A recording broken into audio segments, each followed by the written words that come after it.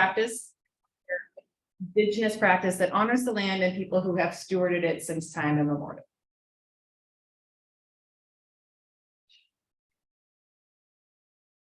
I can do it for you. Okay. It's not. Next slide.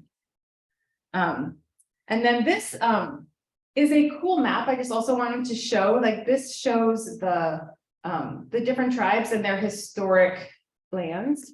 One thing that's really interesting to me, if you aren't Native and don't have a lot of experience with Native cultures, that they're not really firm boundaries like our county lines are today, that there was a lot of overlap in how they shared land. So I just wanted to start with that, and then we'll go on to the class. So if you haven't participated in Edible Gardens classes before, they are a series, they build on each other. Each one does stand alone. So if you just make it to one, it's great. And each one should kind of not rely so much on the ones that came before that you needed to have attended that in order to know what's happening. But they do build on each other. And so we are, 2 weeks ago, we did the fruit trees class, and then this is our second class in the series, garden planting and seed starting. And then they continue around. We take a break for the summer because we've learned over time that gardeners do not want to come to class in the summer. No one wants to go to class in the summer. So we are hopefully giving you all the information you need at the right time of year so that you can go home and do this today. And that's true for all the classes. And then you get what you need to get things started for the summer, and then we resume in the fall, and there's some things to do in the fall, like composting, putting the garden to bed, saving seeds, and those classes happen later after the bulk of the season has passed. So.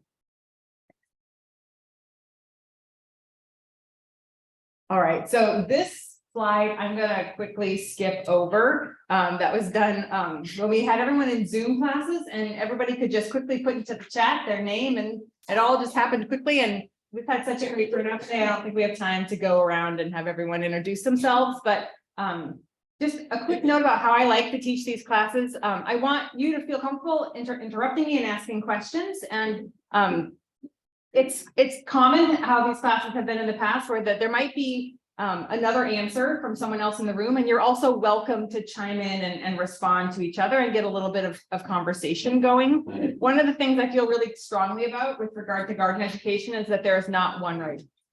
And so what worked for me might not work for you, but what worked for your neighbor might work for another neighbor. And so everyone's land is different, and there's just like, I want to encourage there to be a lot of different options and responses, and for you to find what works for you. Because really, if you're really serious about kind of figuring out how to add food growing into your life or improve it, if it's already in your life, it's the kind of thing that can take a good amount of time. And the important thing, oh my gosh.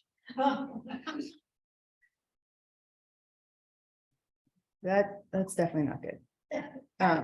Maybe like plug and re-plug the HDMI. Yeah, good call.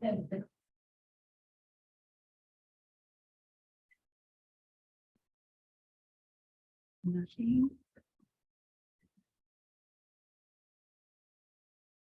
Maybe turn the projector off and turn it back on. Okay, yeah.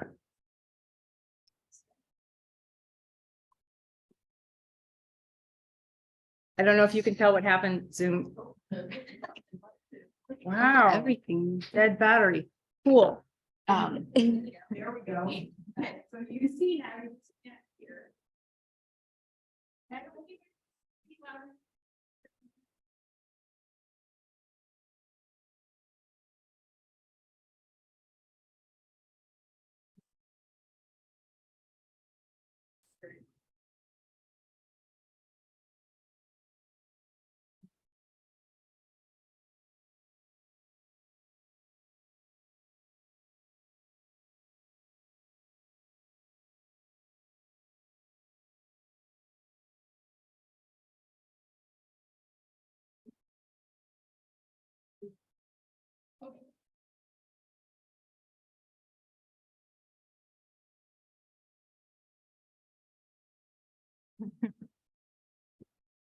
Oh, that didn't go back.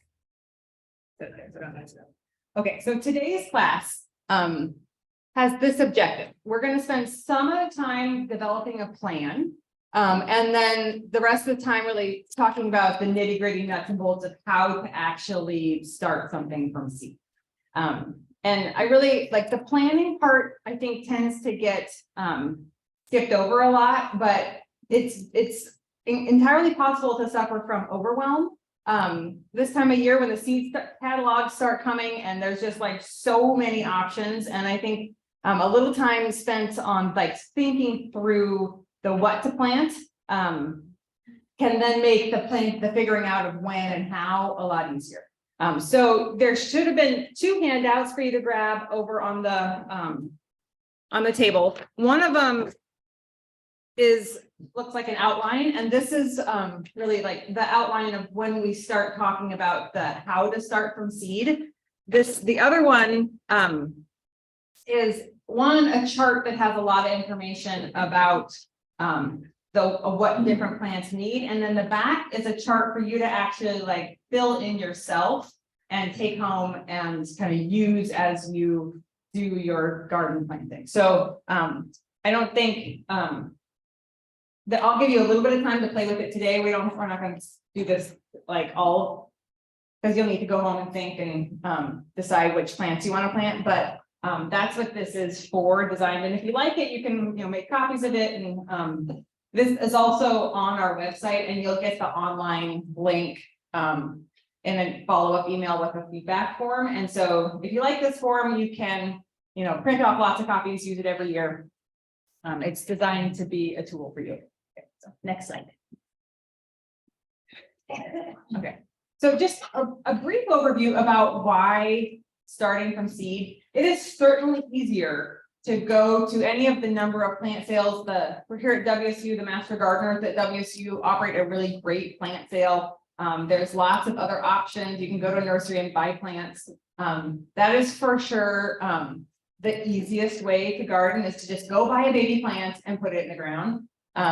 And no judgment, that is a totally fine thing to do. I had a kid a couple years ago and I have not done a lot of seed starting since. So it really is something that takes a little extra time. But there are a lot of great reasons to put in the extra time. And so the most obvious and maybe important reason for a lot of folks is that it's more affordable. You can pay $3 or $4 or sometimes $5 or $6 for a little baby plant. But you can pay $3 or $4 for a whole package of seed that can give you many, many, many plants. And obviously you also need to supply the potting soil and the containers, and we'll talk about those in a little bit.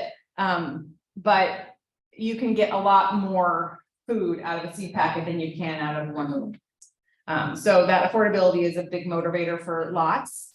You also have a much greater selection. So especially for folks that come from different places on the planet and have particular foods that are hard to find here, it's a lot easier to find seeds. Seed catalogs have many more options than you'll ever find at a plant sale or a nursery, especially if, some of the nurseries like Home Depot or Lowe's, they typically have a lot of vegetable starts this time of year, but they're pretty limited in selection. Master Gardeners have more, but the seed catalogs have the most. And so if you really want to get into trying varieties that you really can't get otherwise, then starting from seed is the way to do it. You also have a lot more control over when things get planted. And then you can then increase your yield by getting a jump start on the timing and really growing all year long. I can get frustrated with our long, cold fall, winter, spring months in this climate. But one of the things about living in this climate is you really can have food all year long.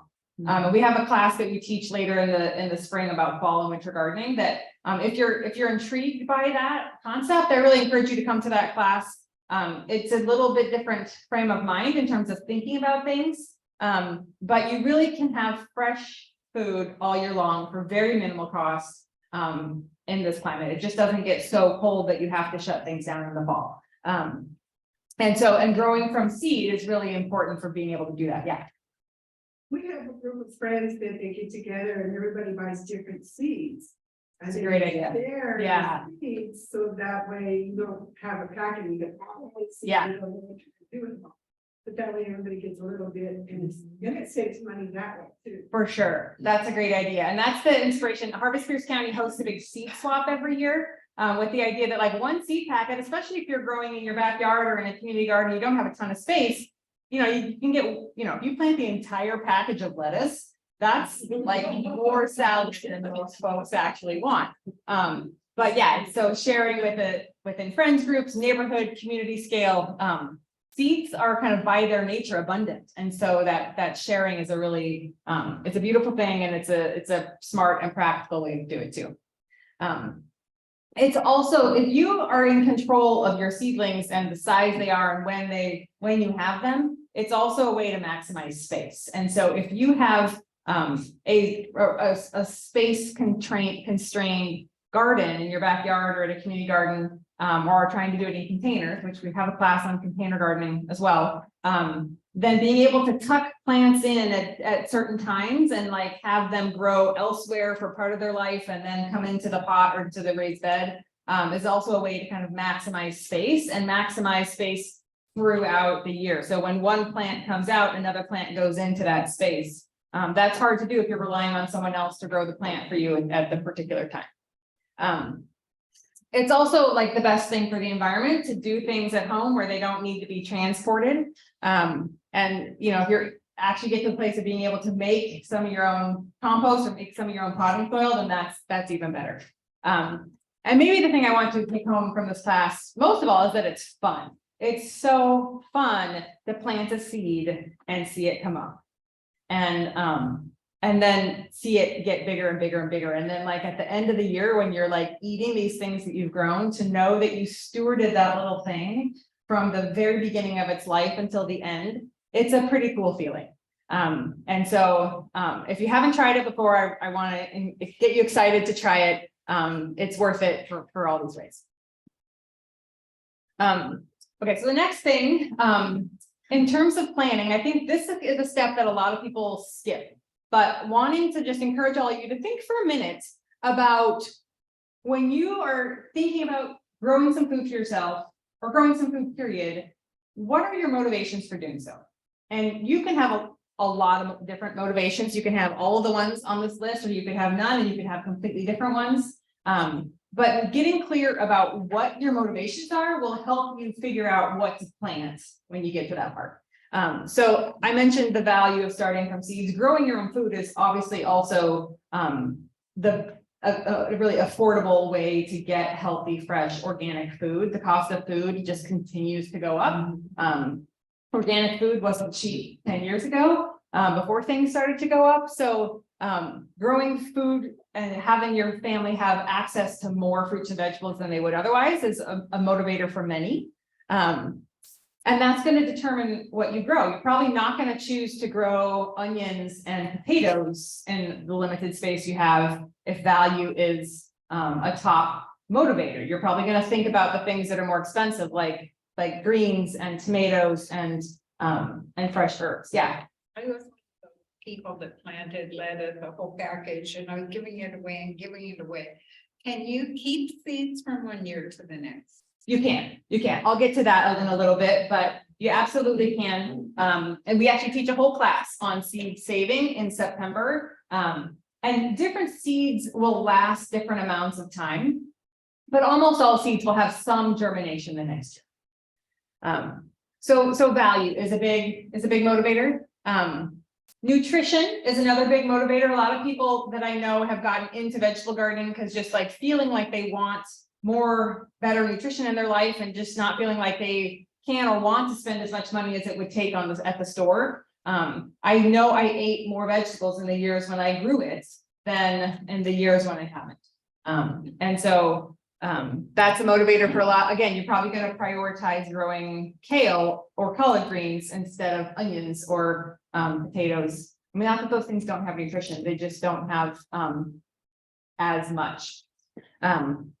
Health is connected to nutrition. The number of increased varieties, especially if you grew up in a place that had and have a culture that has different foods available to it than you can typically find at a grocery store around here. That's a big motivator for many. A lot of Harvest Pierce County's community gardens have large immigrant communities as part of them, and they grow very different things.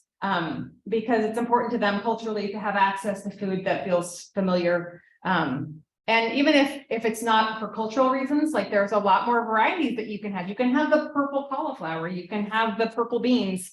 And a lot of things that taste better, but wouldn't survive that journey from farm to store. And so they don't typically get grown for the mass market.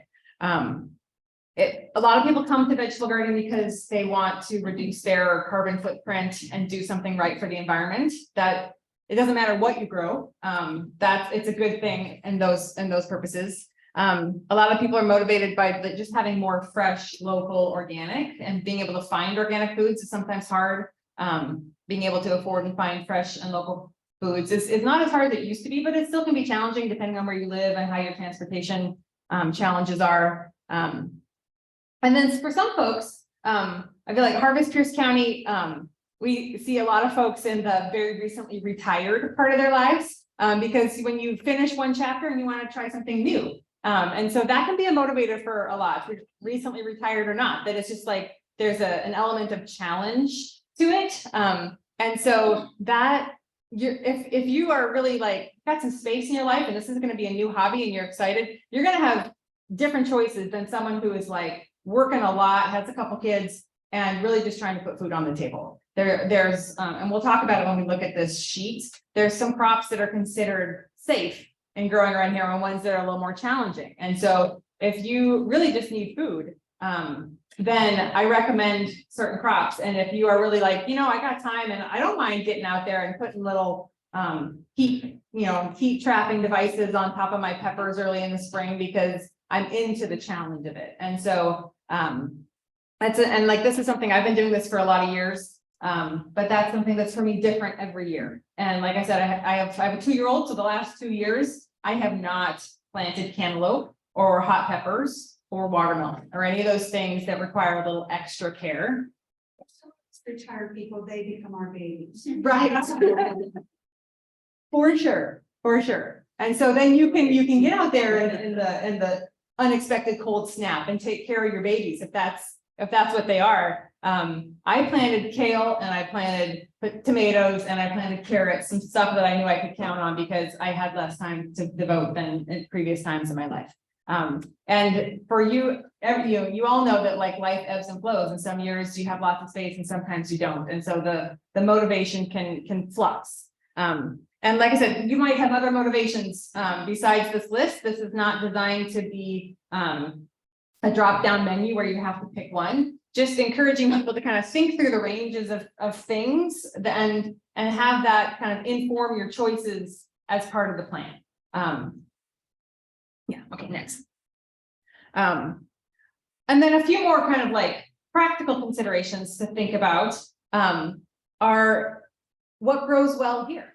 And because, I love avocados, and bananas, but I don't put them in my garden because they don't grow well here. And so one thing to know is the zone that we're in and the length of the growing season. I think we have a slide on that in just a minute.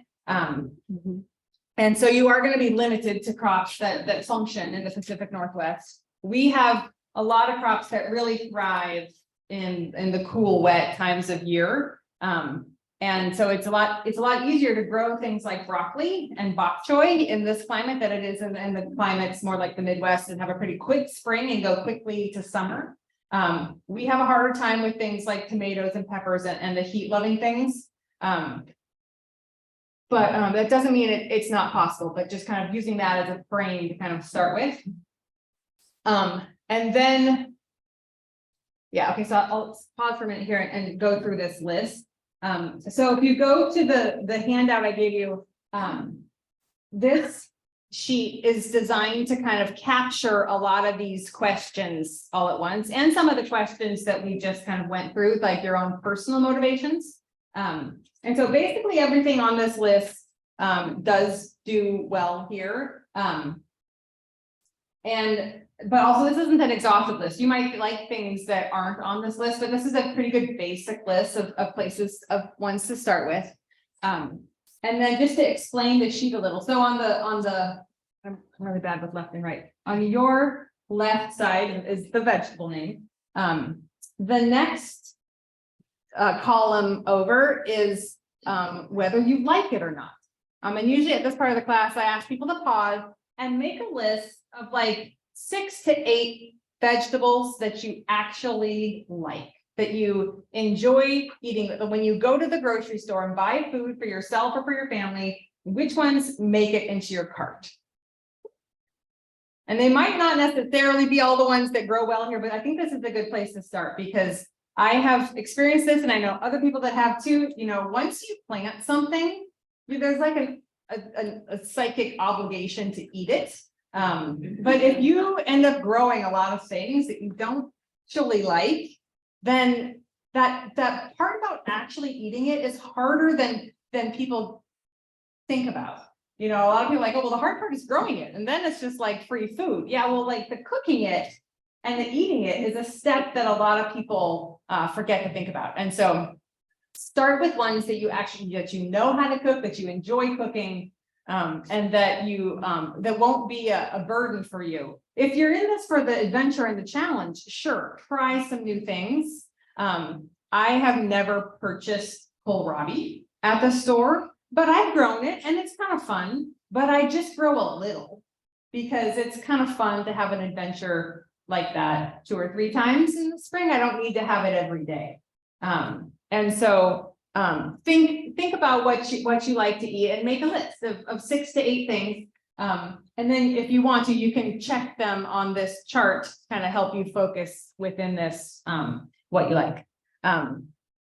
Also good to think through like who you're growing for. Are you growing for yourself? Are you growing to feed your family? Think about what they like.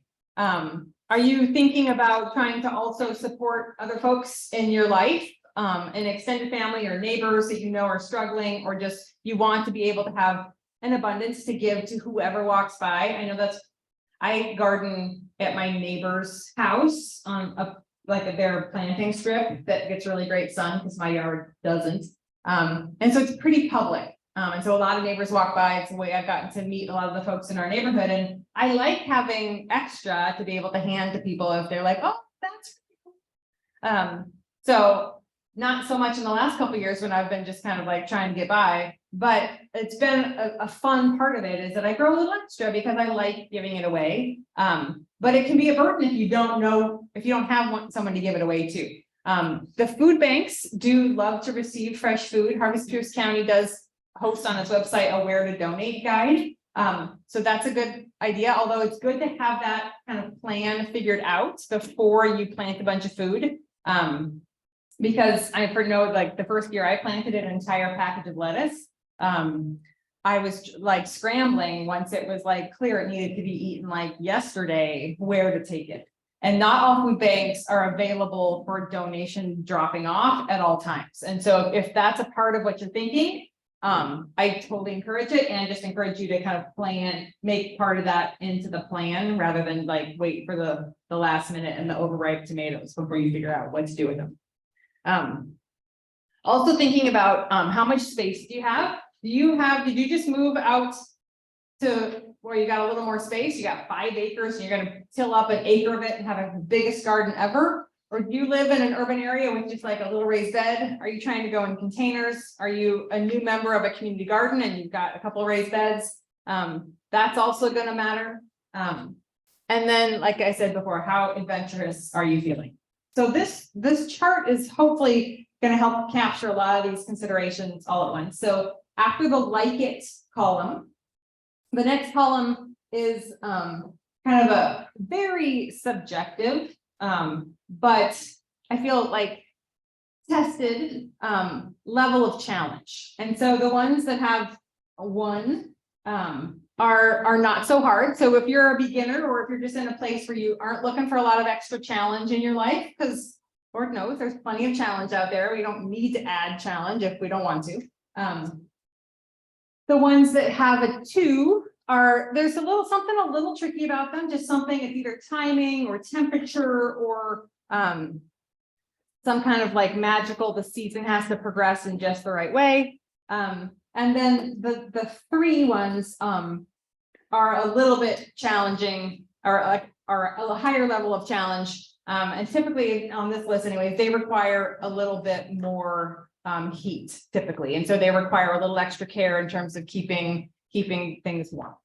The next column over talks about safe to set out. And so I'll talk in a little bit more about seed packages and how to read them. But this is kind of a cheat sheet about when relative to the frost-free date, things are safe to put outside.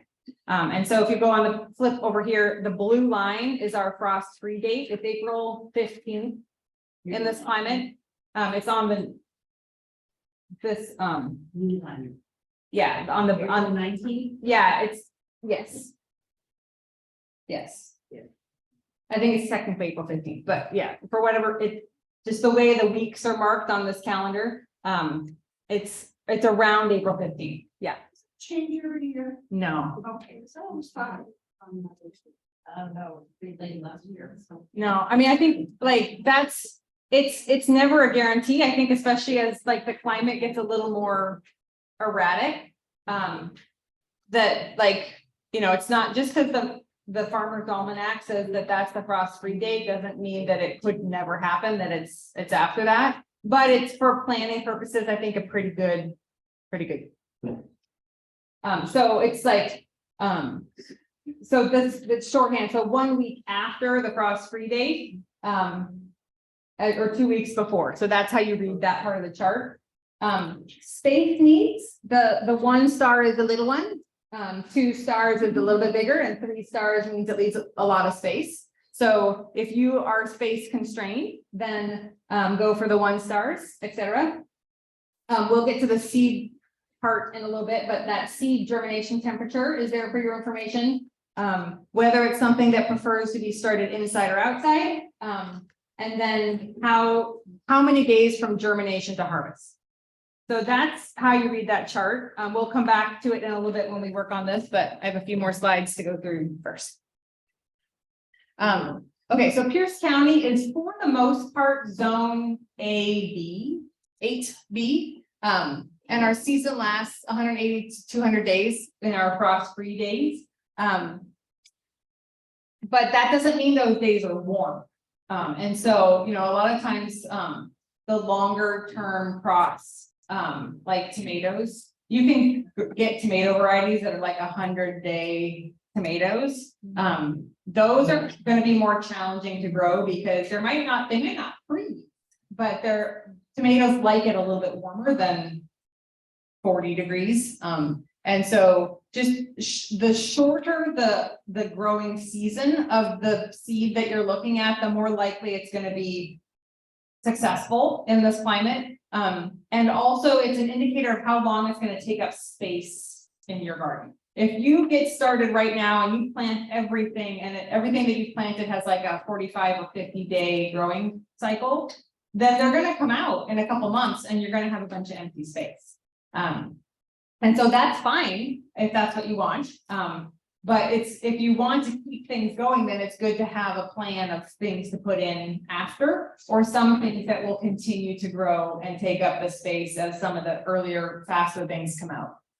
And then also just want to introduce this term microclimate. Microclimate is the term for like within the broader climate of 8B, your property or wherever you reside and are going to be growing might be cooler or wetter or warmer or drier based on whether it's up on a hill or down in a valley or up against the south side of a building, or any number of environmental conditions that make things warmer or colder or wetter or drier based on the smaller variations. So it's a good idea, especially if you're kind of new to the place where you'll be gardening, to go out and spend time in that place at all times of the year and just get a sense of how is it relative to other places that you could be. Is it always a little bit colder there than on the other side of your house? Is it always a little bit sunnier? does the soil feel a little soggy this time of year, or does it feel drier? This is a good time of year to kind of get a sense of those things, because things are beginning to shift, but some places are still pretty soggy from winter. Those are gonna be places that don't drain super well. Some places are still pretty chilly. If you go outside and see frost on your car in this, when you park it here, but you don't see it on when you park it in a different place, those are things to notice, because that might not impact so much kind of in the middle of the season, but in the very beginning and in the like peak of the heat, those things will matter, and in your crop will feel that difference. Also, like, I don't have a ton of resources on this. We don't spend a ton of time on this concept of succession planting, but I just want to kind of plant the seed in your mind to think about this. And this tool can be helpful for this too, that one of the, I think, more challenging pieces of learning to become a vegetable gardener that grows food for the kitchen all year long is figuring out how to have there to be a little bit of food all the time, but not so much food at any one time that you're like overwhelmed. I mean, and sometimes you want a lot of food because you're going to do a project like can it or dehydrate it or something like that. But if you think about how we live, we eat a little bit of food every day. But most gardens but farms especially are like not set up to do that, because it's a lot of work to harvest every day. A farmer wants to plant everything and then harvest everything and get it to market kind of all at once to kind of minimize that effort. But that's a different way of thinking if you're a kitchen gardener. And so planting a little bit and then a little bit more and then a little bit more, so that you stagger and extend the season of eating, is the way to actually have your garden be a resource for your kitchen, which is, I think, what most of us want. Even if that's not our only goal, it's at least partially the goal for many. So now is the time to kind of think about whether you want to do fall and winter gardening, because if you want to do fall and winter gardening, seeds needed to be planted in like July and August.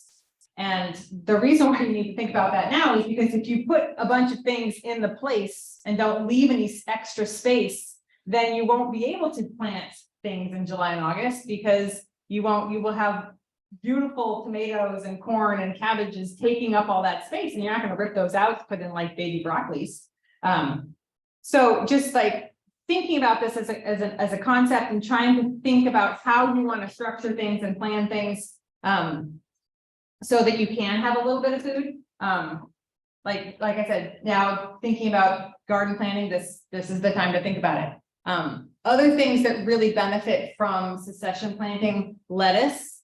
A lot of our greens that we can eat in salads are sturdier and hardier and can kind of persist in the garden over a period of time. But lettuce is super sensitive, and once it decides it's going to bolt, it bolts, and the whole thing just tastes horrible. Bolting, if you don't know, that's like the plant's, it's reproducing. So it's basically like it gets pregnant and starts to like have babies, and it's a hormonal change in the plant that make it so that, basically it's saying to the world, don't eat me, I'm very busy right now with a very important task. And so other greens like arugula or chard or kale, like they do the same thing, but their taste is strong enough that you kind of can't tell. You can still eat them. They might be a little more bitter, but they're still edible. But lettuce, not edible once that change happens. And so sometimes you can't even see it in the plant. It might like look a little different shaped, but it definitely becomes inedible kind of all at once. And so it's good to not end up with the whole package planted all at once. So plant, for 5 or 10 seeds now, plant 5 or 10 seeds in 3 weeks, plant 5 or 10 seeds in 3 weeks, so that throughout the season in which lettuce growing is possible, which is really like now through June, kind of depending on the spring we get, and then again in the fall, that you can have some whenever you want it and not feel like you have to eat it all at once.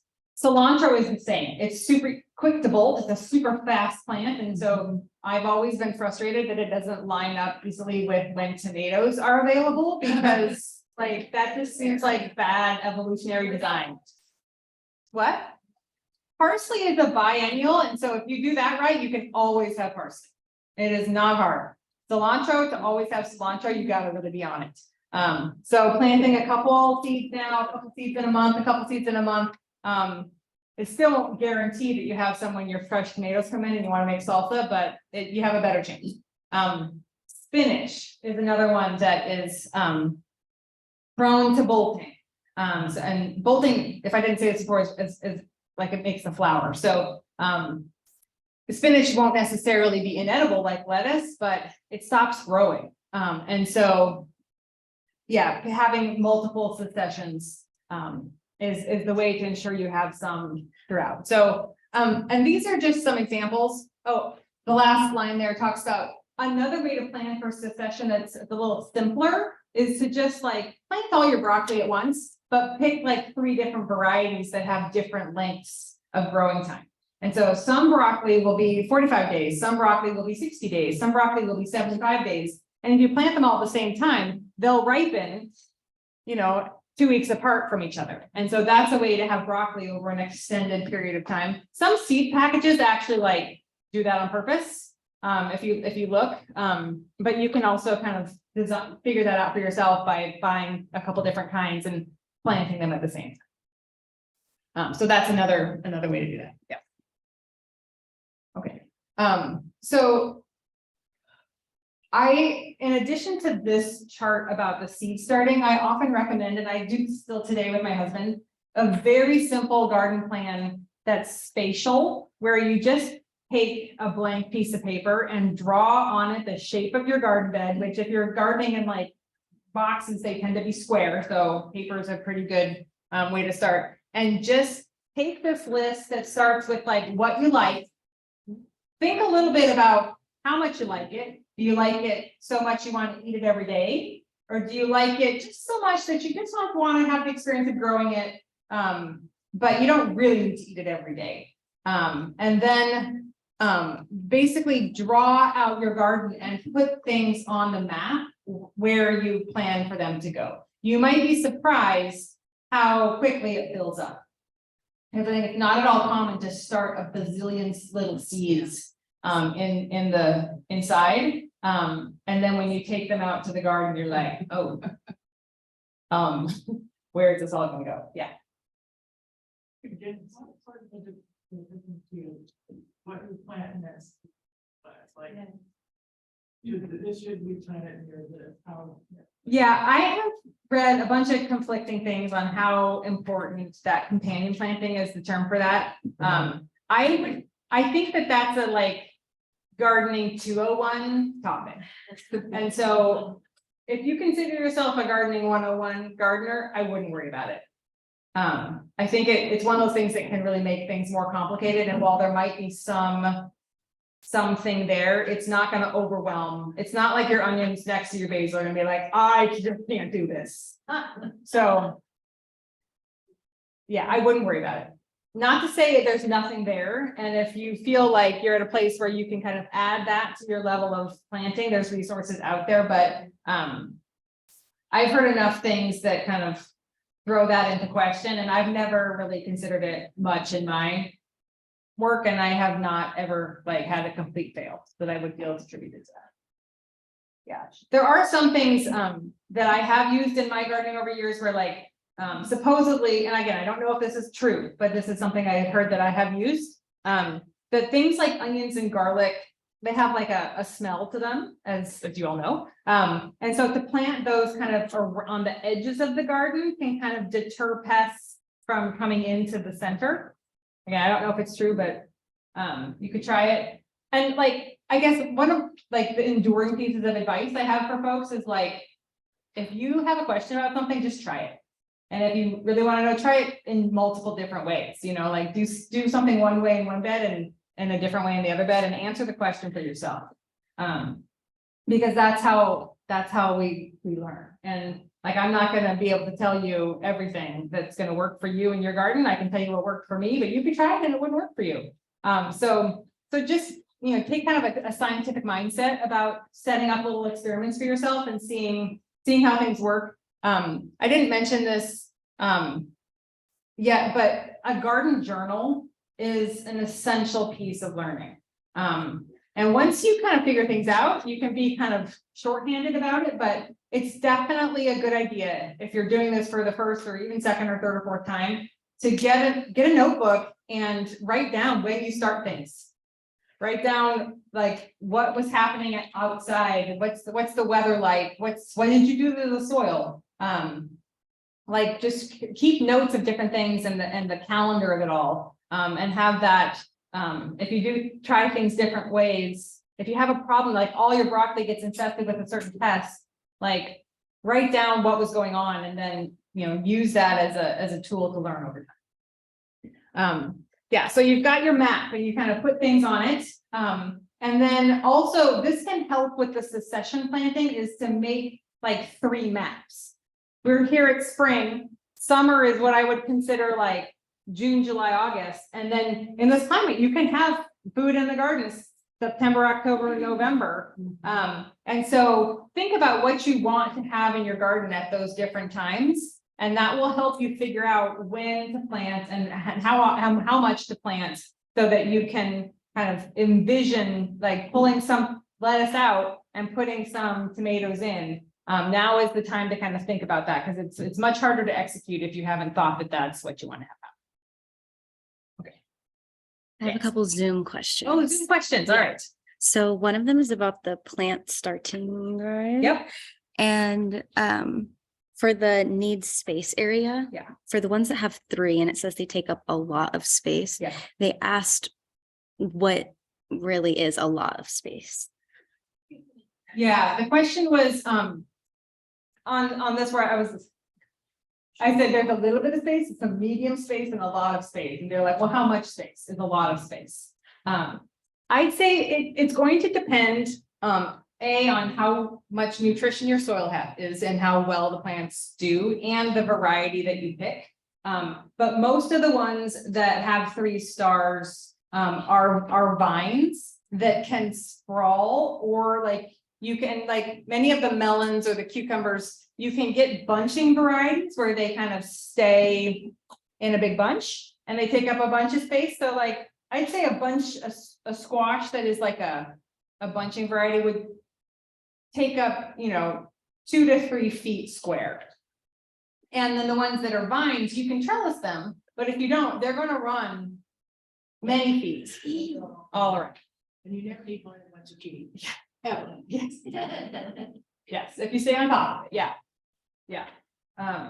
So yeah, and a cabbage, like if it's a healthy cabbage, that can also, be like 3 feet square. And this is a good piece of information. Maybe go to the next slide, Jocelyn. This is, you can get a clue from this on your seed packets. Because it's going to tell you like how far apart to plant things. And while I often think that the advice on seed packets is a little conservative, like you don't really need to put them that far apart. It's a good indicator of how big things could get. So I'll go into this in a little bit, but what's the other question? Someone asked, do you have a tried and true planting template? Like, I'm assuming like a garden setup template. Oh, no, No. I don't. Do I have a tried and true garden template, planting template? And there are ones, people have sent them to me different like ways to do it online, you kind of get a blank garden and you can kind of fill in your crops and it'll automatically have them take up the appropriate amount of space. I've never tried that. What I just said to you about like find a blank piece of paper and draw the shape of your garden on it, that's how I do it. So that's my tried and true version, is just like make a map, because also for me, the amount of space I have that I'm planting fluxes year to year. Because I have a garden that has 7 raised beds as part of it. I don't, especially the last couple of years, I don't use them all. I put some into flowers. And so the amount of space I have fluxes, and so my blank piece of paper has been reliable for me.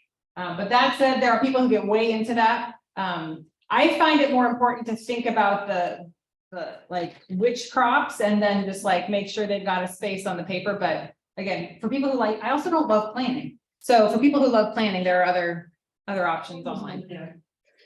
Farmers Almanac has one. Yeah, there's so. Yeah. Okay, so just quickly, we're gonna go over the demystifying of the CPAP, whether one more. Well, it's just that when they ask a question, can you repeat it? Yes, sorry, Zoom people, I will do that. Yeah. Okay, so Jocelyn, if you could just do all of them. So there's a lot of information on the tiny little seed packet.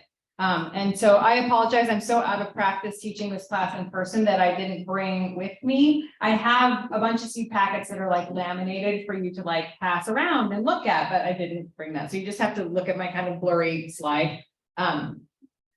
So just kind of decoding some of the words that you'll typically see on the seed packet. That when it says tolerant of a particular disease, that just means that there's some disease resistance to it. Not all seed packets or seed varieties are going to be resistant to anything. Not all of them need to be resistant to anything, but there are some crops out there that have diseases that are pretty common. And so if you see words like that, that's what that means.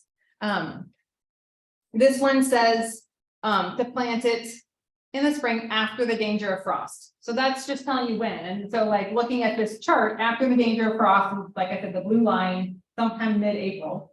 And so you can plant it inside before then, but don't put it outside until after then. 4 to 6 seeds 3 inches apart tells you how far apart to put something, or 4 to 6 seeds 3.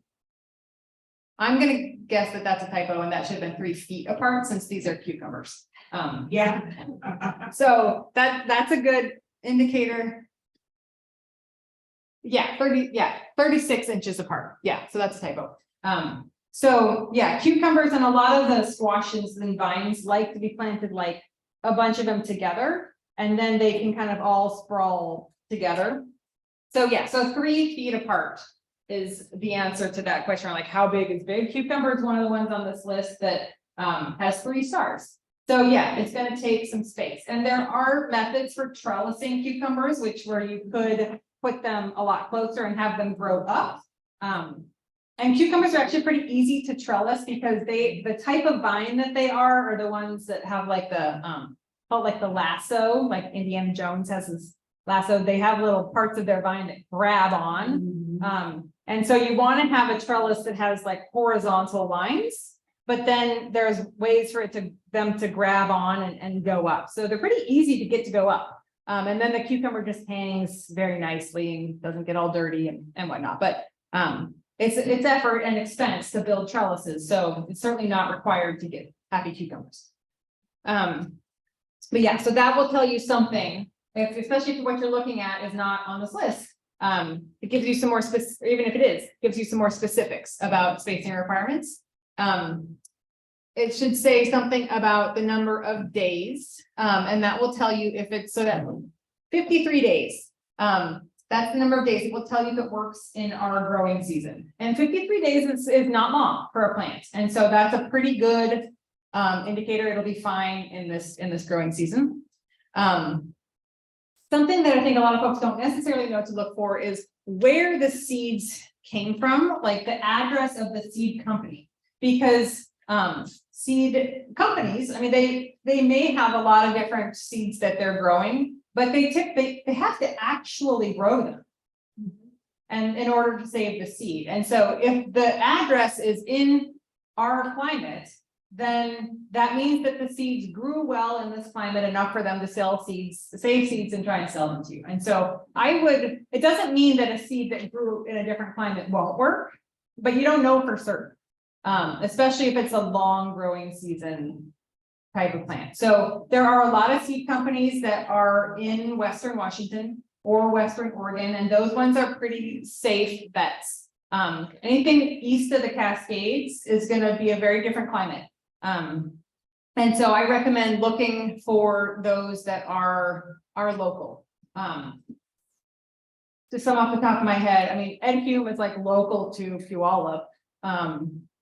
Uprising Seeds is in Bellingham.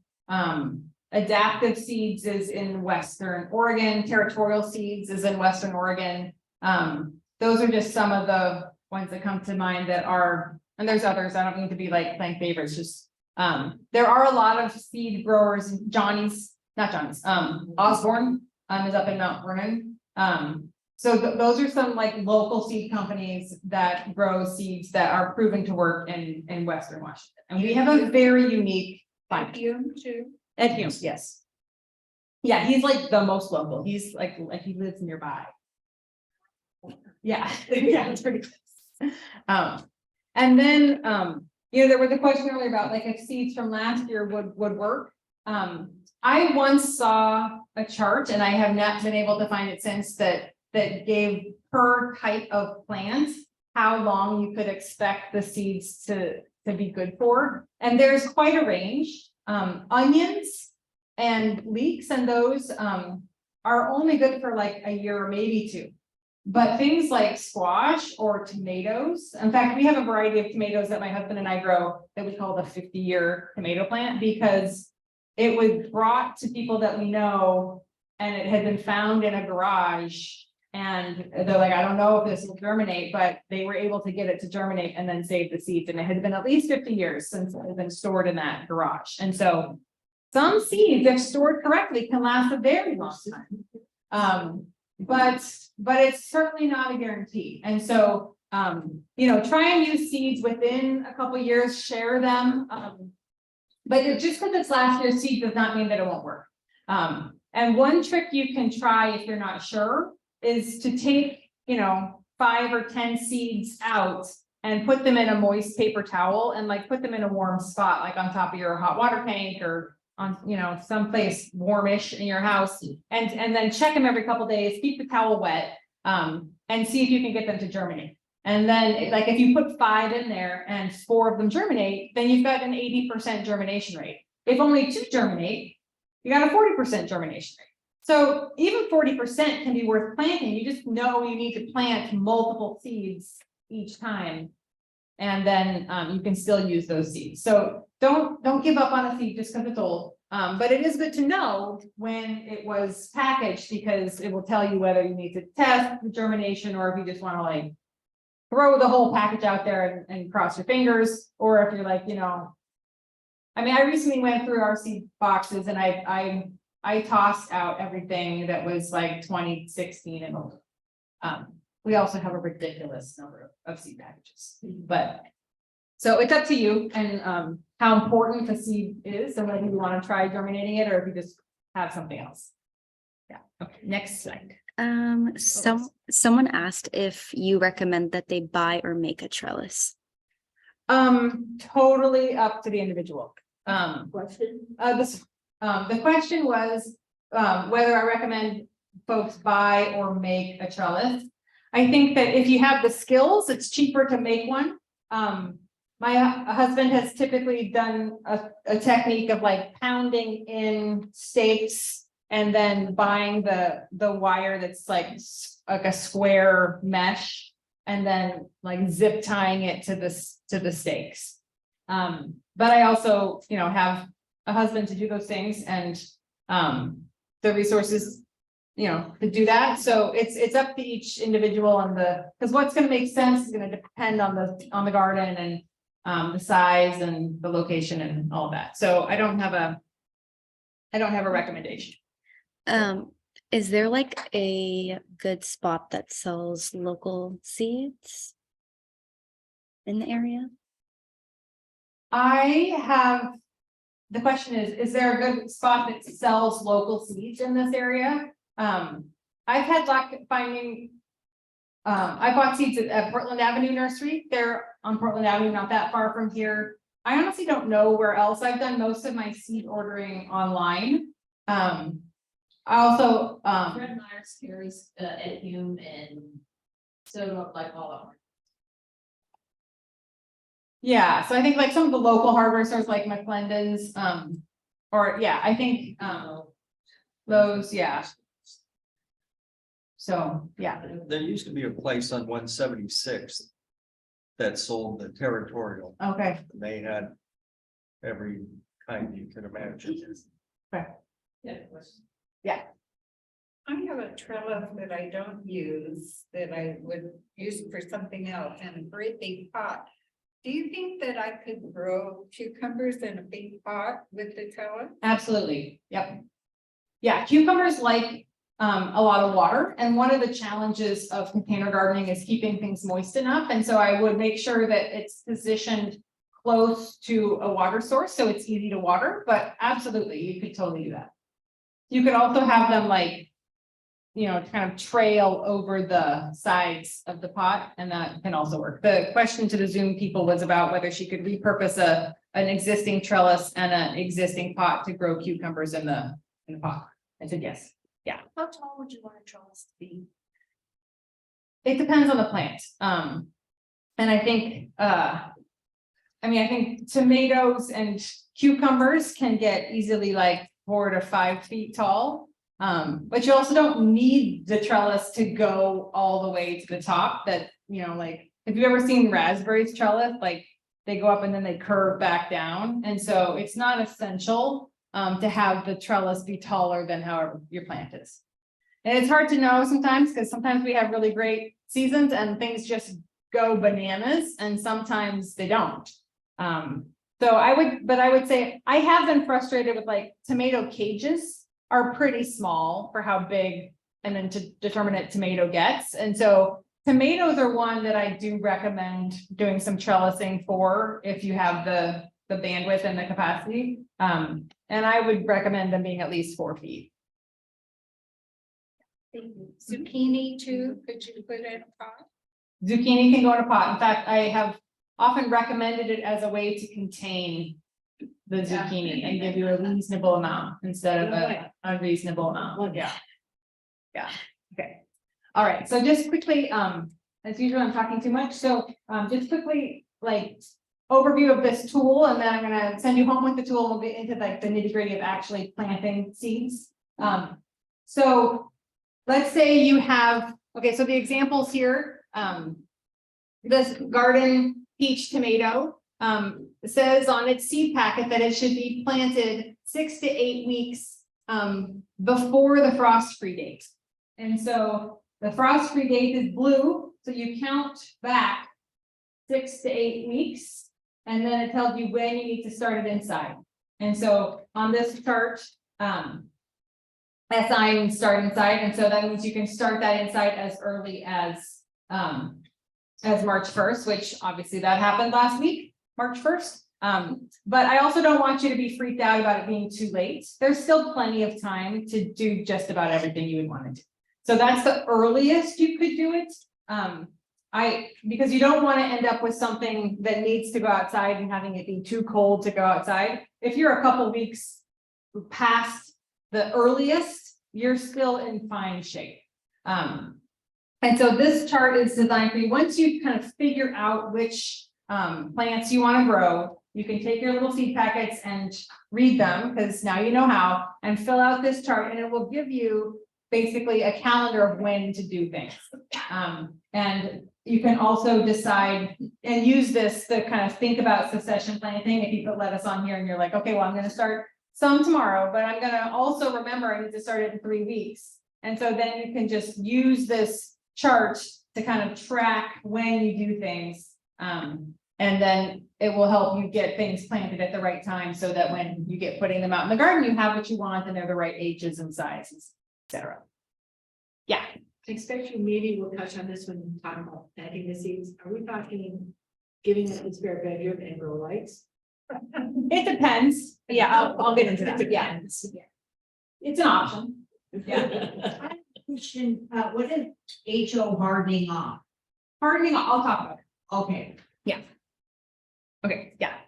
I always have a hard time with sweet peas because the seeds are so hard that you really have to put them between 2 paper paper, and keep up wet all the time, and then they start growing little.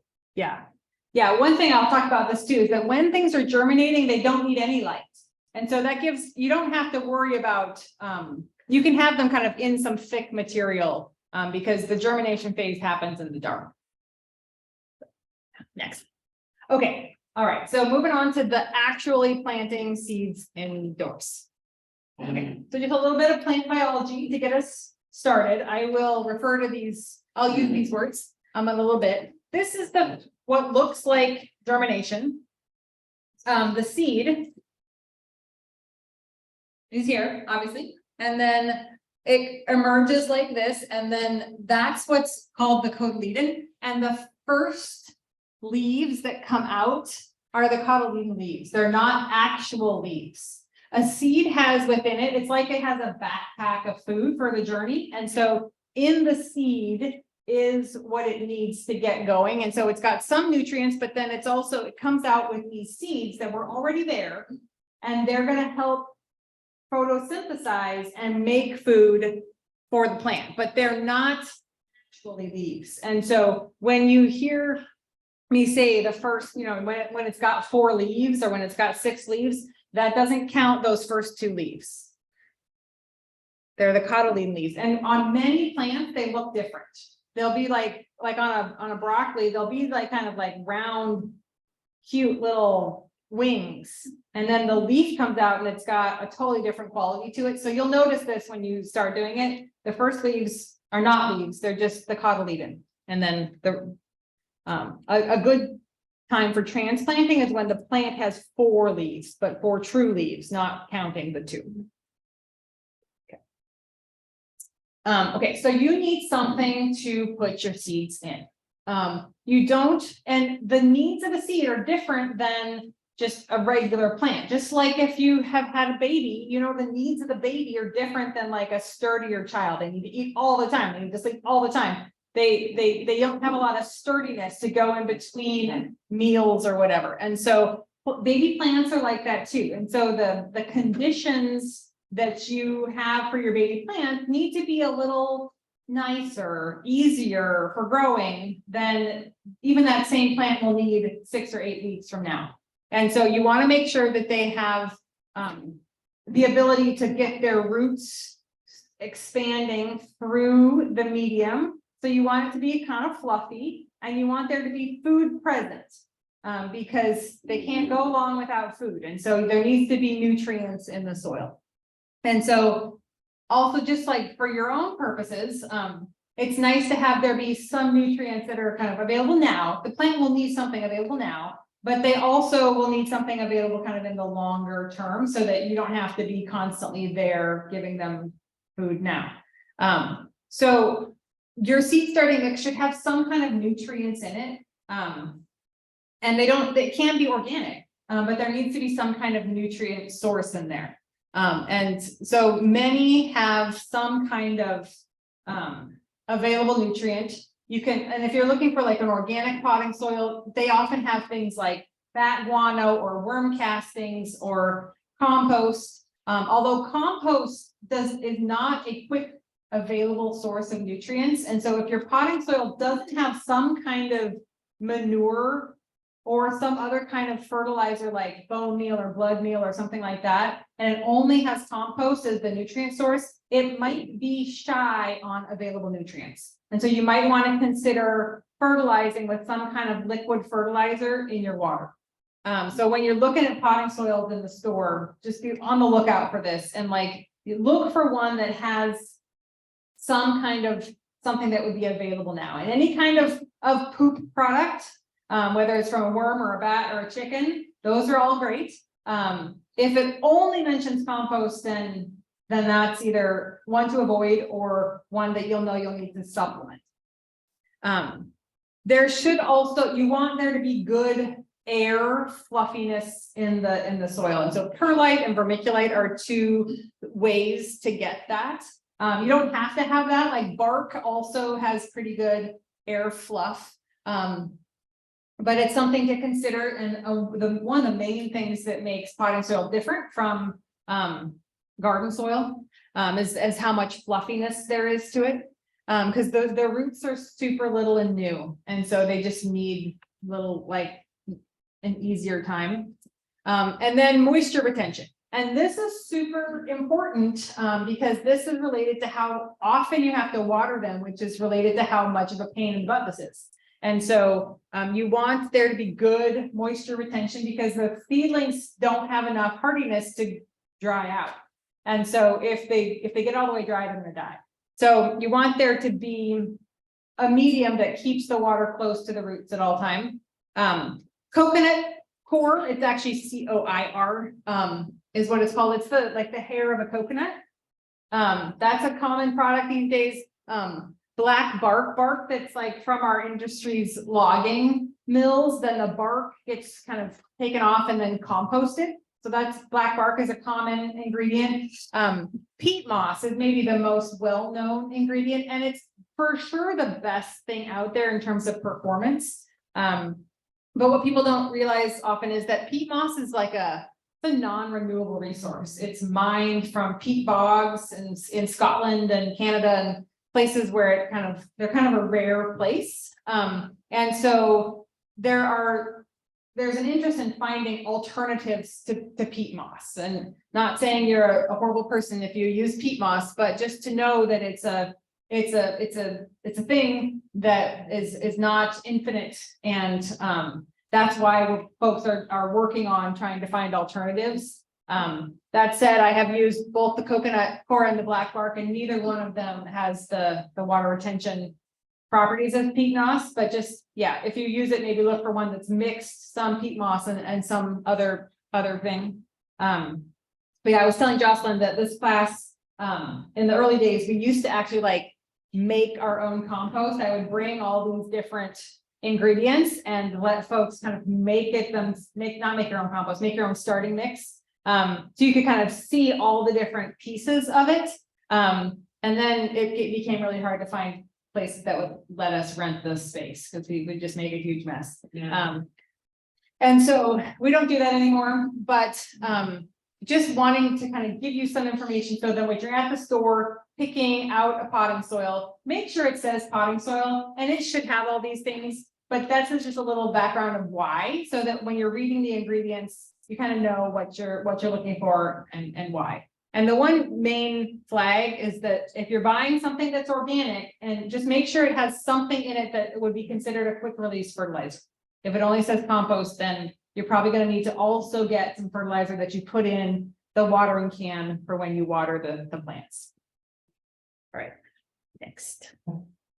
Okay, this one has a bunch of, I just put it all on. All right, so I get often asked about containers.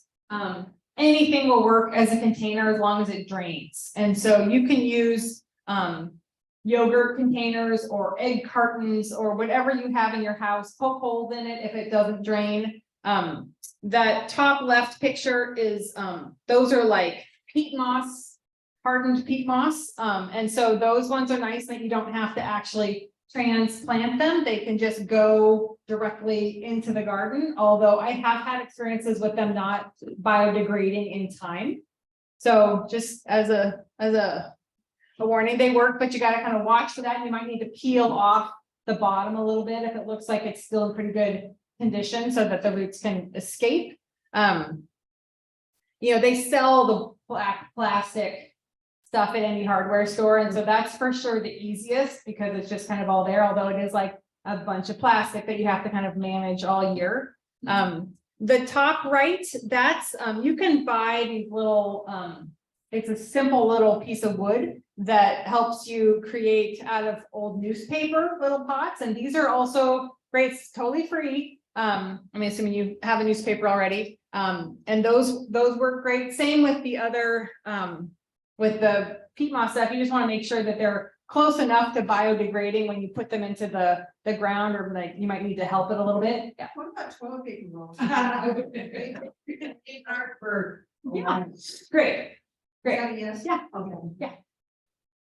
Yeah. And then soil blocking is a little bit more next level, and it's because the thing to buy it is a little more expensive, but there is a way to mix up potting soil and put it into these soil blocks. And then you basically like can create these little tiny blocks of soil that are pressed together and will kind of hold their integrity. It even makes a little hole for you to put your seed in.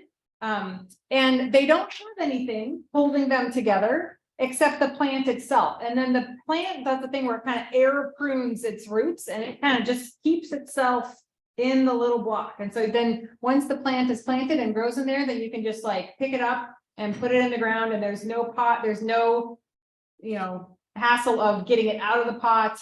No worry about the pot going away.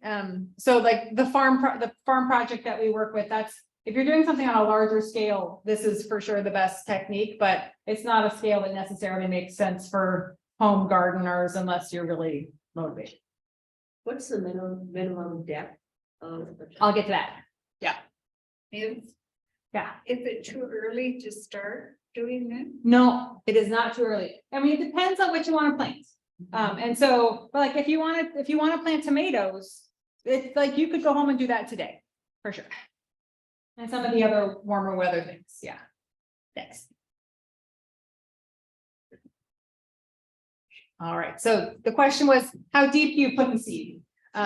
So the first thing to do before you get your seeds out is make sure whatever potting soil you picked, whatever container you've got it all set up and ready, and you've watered those seeds. Ideally, you watered them yesterday so that they've had a chance to just kind of settle in and be moist without being soggy. And then when you put your seeds in, the general rule of thumb is to put the seed 3 times as deep as the size of the seed. And so some seeds are super little, like arugula, like they often will come in like a little air packet inside the envelope because they're so little, they might like fall out the edges of the envelope. So yeah, so how much is 3 times super little? Not very much, and so like a good technique can be like, just kind of put them gently on top of all of your little seed containers, and then get some potting soil and kind of make sure it's not clumpy and break it up a little, and then just gently sprinkle it on and gently press. You want it to be in contact with the soil and to have your seed in contact with both the soil on top of it and underneath it. But you don't want it to be very, very deep, unless it's like something like a winter squash seed can be that big. Well, you can put that pretty far down there. If you're planting huge cloves of garlic, you can put them pretty down in. But a lot of the ones, especially the earlier season stuff, is just put it on top. And then the temperature you want for germination, most crops you'll be planting now will be warmer crops. They like it warmer, like basically the temperature of your house. It's fine. If you're planting them outside in a cooler place, they sell seed germination mats that can keep the whatever is on top of them at a warmer temperature than wherever they are. Although if you do that, you need to be more cognizant of watering them, because basically turning on the heater makes the soil dry out a lot faster. I have definitely baked seeds by turning them on a seed mat and not thinking about that. Cool. Yeah. You had talked about heat trapping devices earlier for some of us who probably don't have the luxury of electricity for our little greenhouses. Are there ways to do that? Yeah, I'll get to that. Yeah. Yeah, the question Zoom people was about heat trapping plate options for folks that don't have a place to do it inside. Yeah, cool weather crops are also fine in a warm house, but are also tolerant of much cooler temperatures for germination. Germination, you want germination to be warmer than growing. So next slide. Someone Oh. asked, is there anything you recommend waiting to start indoors? The question is there anything I recommend waiting to start indoors?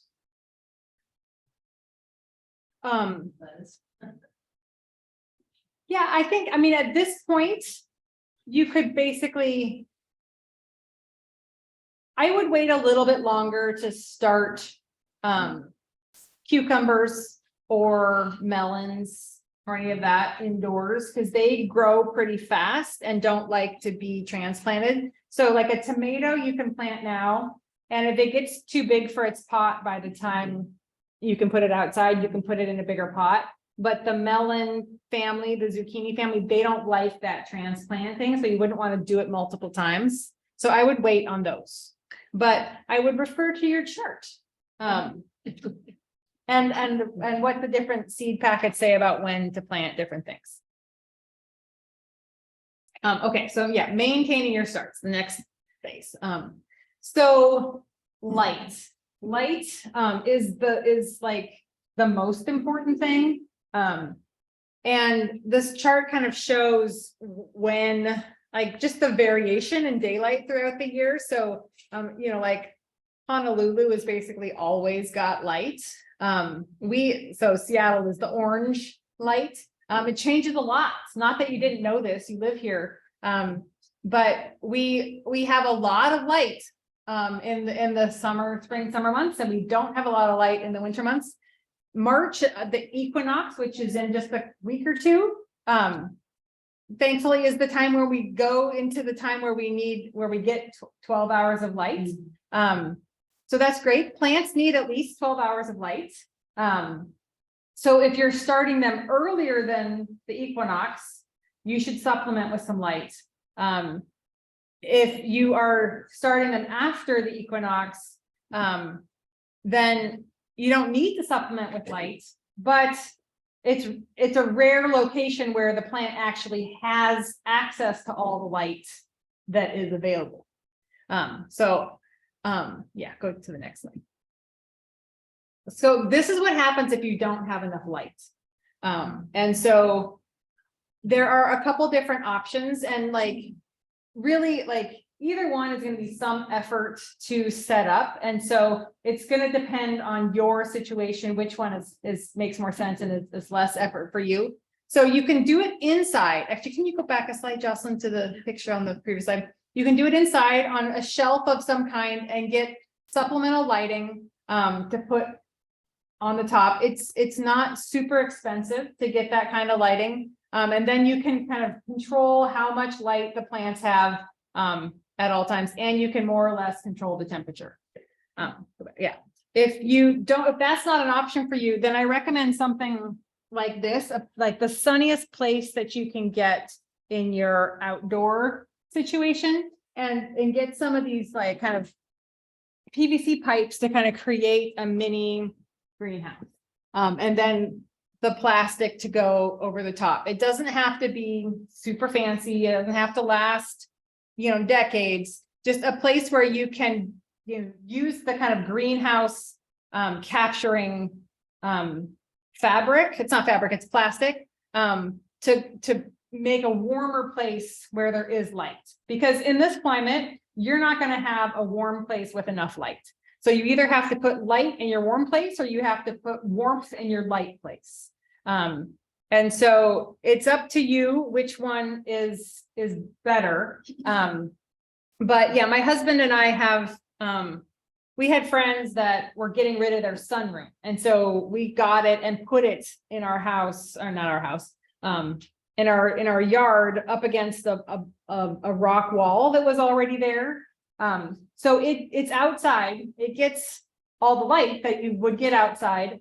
It doesn't have any extra heat, but because it's got glass windows, it gets enough. It's not perfect. I don't start hot peppers inside. Hot peppers are one that I've just decided I'm going to buy someone else's professionally grown hot pepper starts, but I do start all my own tomatoes and other warm season things, and it's warm enough for that. So if you are really committed to the hot crops, then the indoor light situation is probably something you want to invest in. If you're like, others out there who will grow those starts for me, I'm going to focus on the bulk of the other things, then an outdoor situation and just trying to create a protected place outside is probably a better bet for you. Someone asked if when it's overcast and cloudy, does that count as sunlight? Yes, the question was if when it's overcast, does that count as light? The answer is yes. Yeah, otherwise we would have no light. Yeah. It's not going to have as much warmth, and so your little cloche will not heat up as much on those days. So you might think about, you know, whether you want to put a little seed mat in there. But I think you'll be surprised at how much warmer it can be inside one of those little things. They sell little, the min-max thermometers that you can see like how cold it got, how warm it got. And those are a good thing to track and try. I really recommend just trying it. I mean, even if you don't cover it, just starting seeds in a place that's a little bit more protected than the actual garden, in soil that's a better situation than your actual garden, will get you a head start and control this. So even if you don't control for the temperature, you can still do a lot of seed starting and then move them into the garden when it makes sense. Okay. Yeah, so also a lot of things can be planted out in the garden. And I feel like I should have put this slide in a little bit different place, but when you do plant things, either like in their own little pot or out in the garden, like this row of carrots, root crops are one thing that really don't like to be transplanted. Beets do a little bit better than carrots and radishes, but carrots and radishes, just plant them in the garden.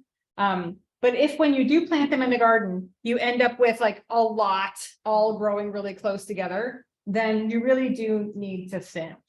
And thinning plants at this stage basically means killing some of them. I know it can be very hard to do, especially you're here in a class about like how to like grow plants, not how to kill plants. But they won't grow if they're overcrowded, and you can't really transplant them at this super like the cotyledon stage where there's just their first leaves. So scissors are a way to do it. If you've got good little fingernails, that can also work. You can, but I don't recommend pulling them out because the roots are likely intertwined with the roots of the plants you want to keep. And so pulling them out can also pull out the others. And so, you know, it shows these little kind of garden scissors. You don't need fancy garden scissors, any scissors work. To just kind of get down to a more reasonable amount of plants per inch. Yeah. So when I look at that, when I thin my plants, I use my fingers and then sometimes they break. But when I look at that, it looks like what you just said, that the root is still there. She's just cutting off. Yeah, and the root will die. At this phase, the root will die if you cut off the top. Gotcha, okay. And it's better to do that. And the same way if you've got like 2 or 3 tomatoes that all came up in the same pot. Yeah, then it's better to just like pinch it off with your thumb and let the root that's there just become food for the other roots. Gotcha. Than to try and carefully pull it out and save it. Yeah, I know. Yeah, I mean, if they're far enough apart in the pot or in the ground that you think you could move it, you can try it.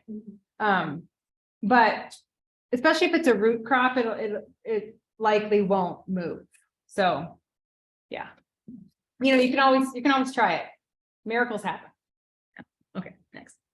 All right, so watering is like once you get them planted and in their spot, like watering is like your main job.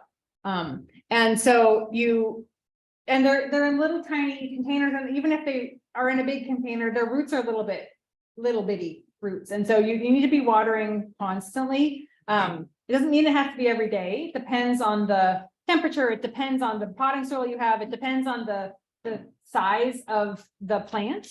They don't need so much when they're just this little big. They don't drink so much as when they like fill their little pot. But you want to have them in a place where you can be checking on them. And you can be like, if the soil feels moist to the touch, you're probably okay. Another way to tell how much water is there is to lift the tray, and that will tell you how if it's light, then they might look okay, but they're thirsty. Because you want it to feel like there's moisture in the soil. And the soil should always be moisture to touch. And ideally, and like this is not something that, you know, you're gonna have to like take everything I say and be like, which of these things do I actually want to like do? Because everything is effort, and you gotta find something that works for you. Plants prefer temperature of the water to be just like room temperature. So a way to do that is to like fill a watering can and keep it inside. And then water your plants with that. Do I do that? No, I have a hose. I turn on the hose and I water the plants because it's better to have wet plants than dry plants. And that's what works in my life. But if you're trying to optimize this and you've got the time and resources and capacity, then like they prefer to have the water not be like a cold shower. They're not little like Wim Hof survival plants.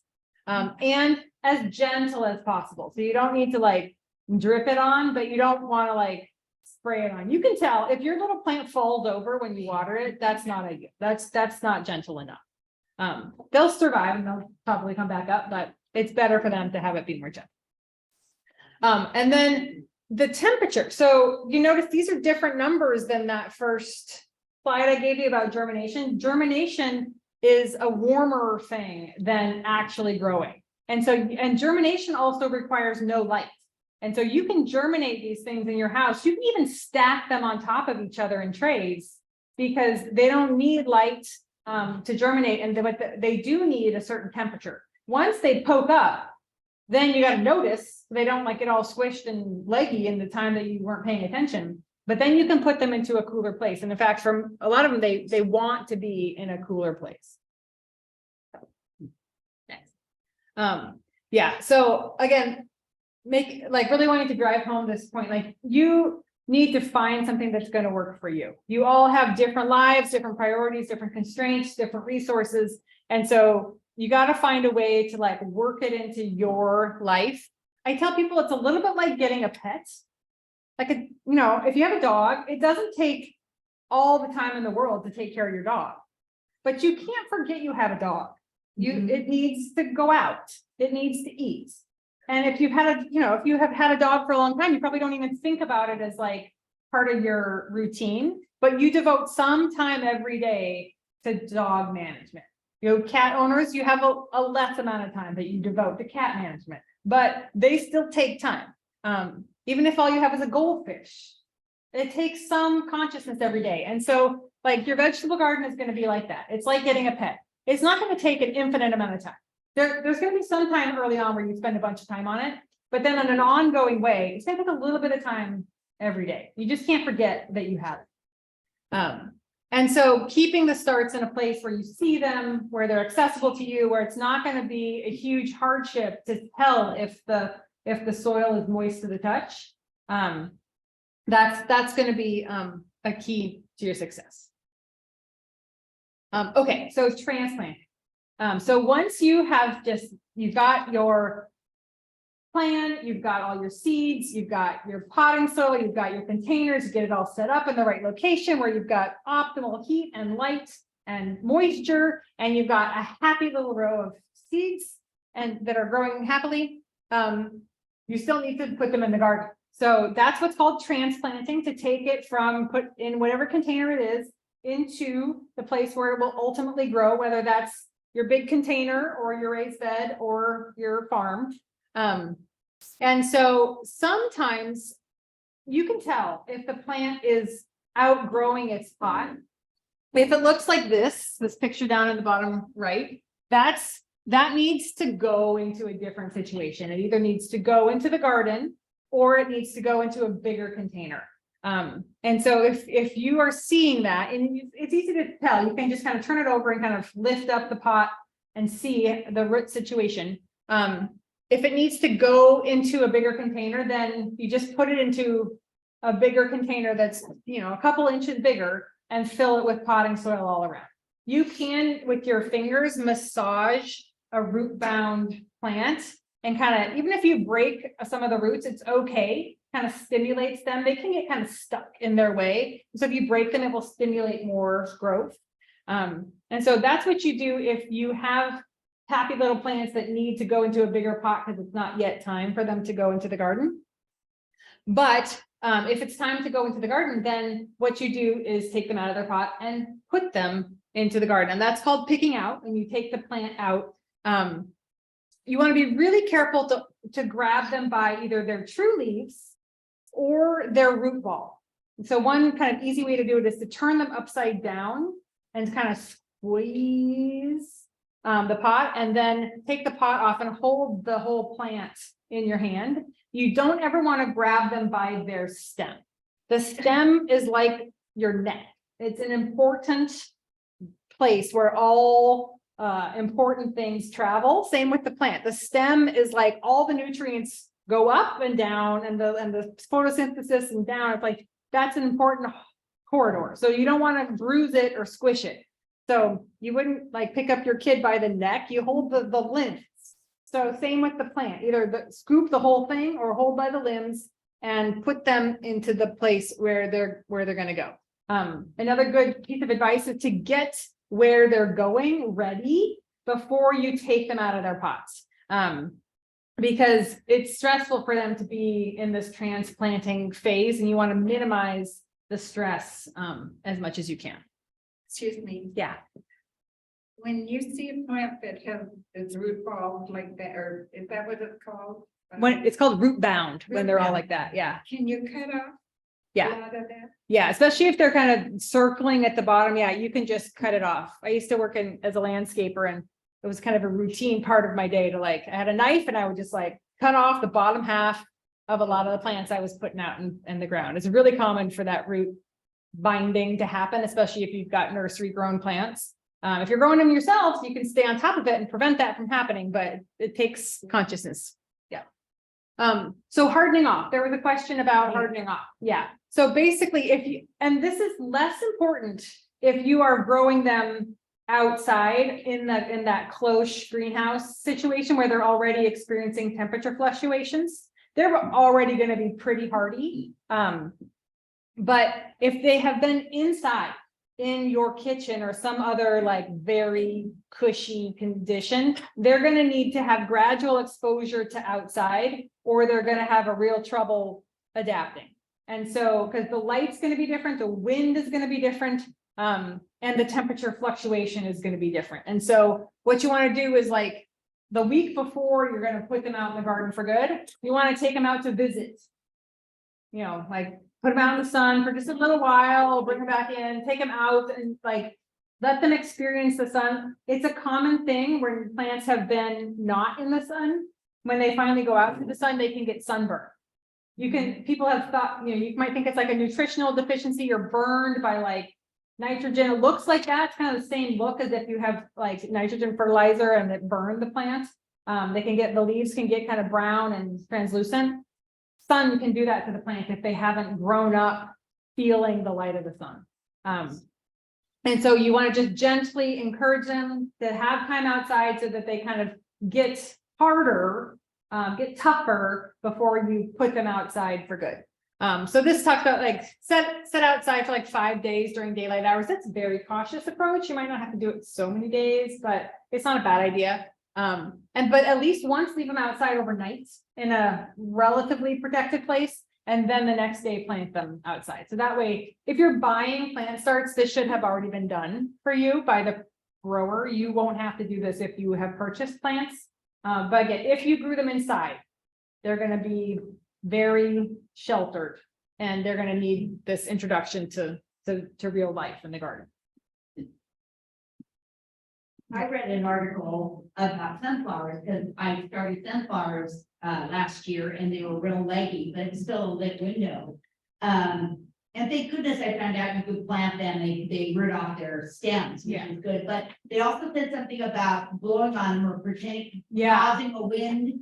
That's kind of the same, because they're not used to being outside, so they don't have to be strong. Yes. Yeah. And sorry if I had it on the slide, I missed it and didn't say it. Yeah, that just setting up a fan on your seedlings, like professional greenhouses will have fans going so that the plants kind of get used to being in that like Stems get strong. Yeah, the stem gets stronger because it's had to like hold itself up in some wind. So you can blow on them, you can put a fan on them at times. Those are also good techniques. But yeah, like with the supplemental light, if you are planning on growing them inside, you should plan on supplemental light, because doesn't matter how sunny and south facing your window is, it's not going to get 12 hours. And so that's why I said you need to either like supplement light or supplement heat, because you can try it, you can do it, but you'll likely end up with leggy plants. Some plants don't care. Like sunflowers and tomatoes, if they're leggy, you can just like plant them deeper. And their stem will actually just kind of contribute to more roots and you can kind of not worry about it. But a lot of plants don't like to be leggy because like I said, that stem is super important. It's like all of their stuff. And so you don't want it to be all stretched out and weak. Okay, yeah, are there, yeah. There's more. Yeah, so a lot of things, you can just put outside, your seed packages will tell you whether that's recommended. For sure, your root crops, are a good idea to plant outside, and a lot of things, might take longer to germinate this time of year because the soil is cold. But kale and broccoli and all those can be planted outside if it's just easier for you to wait until that and not set up the whole thing about starting inside. You can still have a completely successful vegetable garden by planting everything outside. But you do want to think about the temperature of the air and the soil. And just know that like I said, like the coldest things still like to germinate in soil that's 55 degrees. Your soil, the air hasn't been 55 degrees in like 4 months. And so the soil is for sure not. And so just that's going to be a limiting factor. They will sometimes germinate. They're just not going to germinate strongly and with vigor because it's going to be really cold. But you can know your soil and kind of know whether it's going to be a good soil for seedlings. Like I said, it wants it to be fluffy and it's going to want to be in good contact with the soil. And so, if you've prepped the bed and make sure that you've kind of broken up some of the peds and the clods that are there so that the seed bed is good for seeds. It's totally possible. But you do want to make sure you prep the soil and get it water and do all the same care you would do to get it ready as if you were doing it inside before you plant outside. Someone asked, how deep should a raised bed be, min and max? Yeah, question about like how deep a raised bed should be. If the raised bed is on soil, ground that is accessible to the plants, then I'd say a minimum is like 8 inches.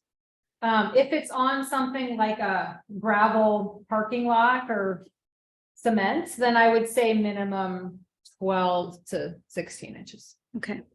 Someone else asked, what's the best plant maker? Mine have always faded within a month or two. I don't know what Plant plant marker.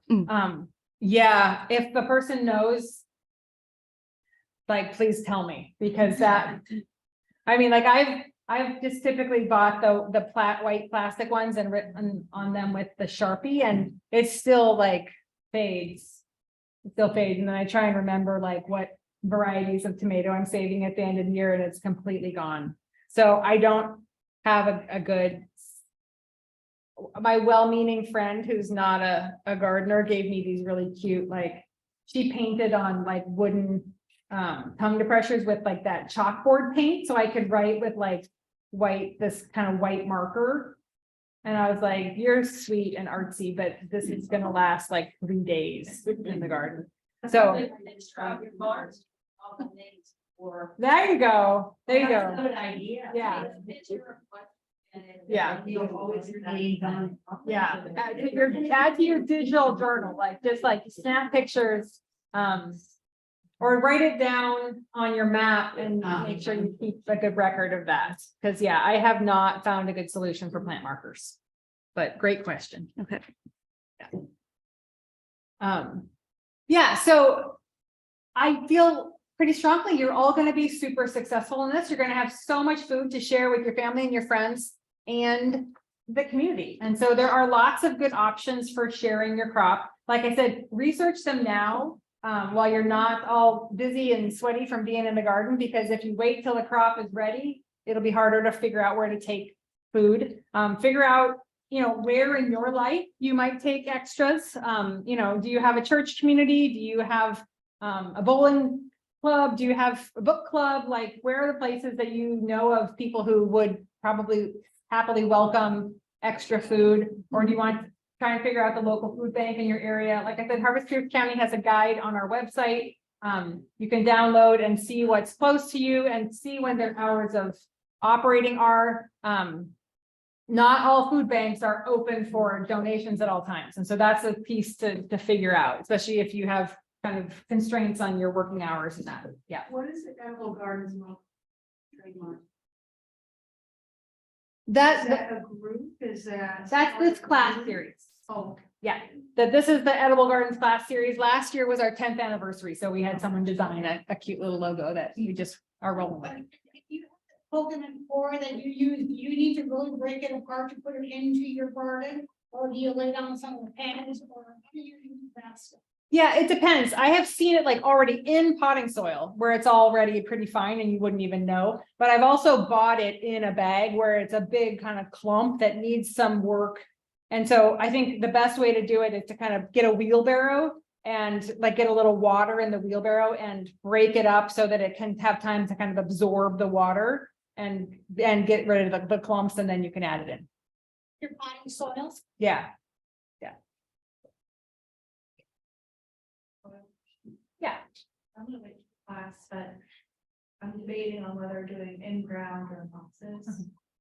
Where our property is, the area that I'm using was a previous pasture. There's all kinds of stuff in there. I read on the site that there's soil testing somewhere that I can do. I'd love to do that before I figure out when to bring it in. So where can I do this? Yeah, I have always used A&L Labs. They're outside of Portland, and you can go there, you can just look them up, A&L Labs. And they have instructions for how to do it, and you can just mail it to them, and you can choose the soil test with interpretation options, and they just basically give you some like coaching on what to do with the results. Yeah, A and L. What about those test strips they sell at? I don't know, if they probably tell you something, but maybe not everything you might want to know. Probably better than nothing. As a rule of thumb, like up or down, I mean, I would imagine not right off the top. So I'm gonna move the soil around and. Yeah, there's instructions on their site on like how to take a composite sample, because you want to take a bunch of samples and then kind of blend them together. Yeah, there's more in-depth stuff on the raised bed versus in ground in the soil class, so I recommend coming to that, but also both are good options. Raised beds are harder to keep wet in the peak of the summer. In ground is harder to warm up in the spring. And so both are good. And they have pros and cons. Also, it can be easier to maintain weeds in a raised bed of like, especially if it's been pasture and you're going to start in the soil, you're probably going to have a lot of weed pressure for a while. That doesn't mean that it's not a good idea, but to weigh that as a pro and con. And also, if you have accessibility issues, it could be nicer to have something that you don't have to bend all the way over to do. I have done both in my life. I think overall, once you get a garden well established, I prefer in-ground gardening just for the ease of watering, and you don't have to water it quite so often. But you have to kind of balance the establishment phase with the accessibility challenge as well. So this is maybe my last or second to last slide. Saving seeds is a really cool thing to do. We offer a class on it in November. There are some that are super easy to save that, you really don't have to do a lot of effort. Like lettuce is one of them, tomatoes are another. So just thinking, if you want that to be an option, you need to think about that now and choose open pollinated seeds. The seed, it should say on it, whether it's a hybrid seed or whether it's open pollinated, or it will say, maybe not on the package, but if you're ordering it online or just look for that, or it will say heirloom. Those are the varieties that you can save.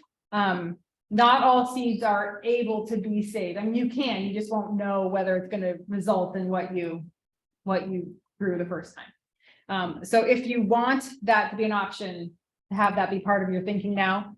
And then if you do save seeds, make sure you label them. I have so many jars of seeds that I forget what they are. So make sure you label and, say what it is and the date that you harvested it and store them properly, which is basically in a cool, dark place. And that's it. And I use almost every minute that I have.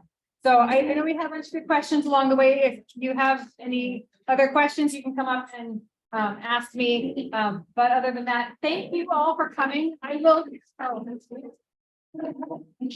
I'm gonna send you all an email with the links to the handouts, so you can print them or share them or save them, as well as a feedback form. So we really want to know, like, we're coming back in person, we want to know how it was, so please take the time to fill out the feedback form and appreciate that. Happy birthday. Thank you.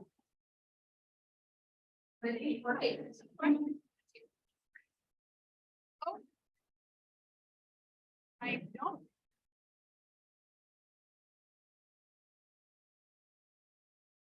There's an ending of the brain. And well,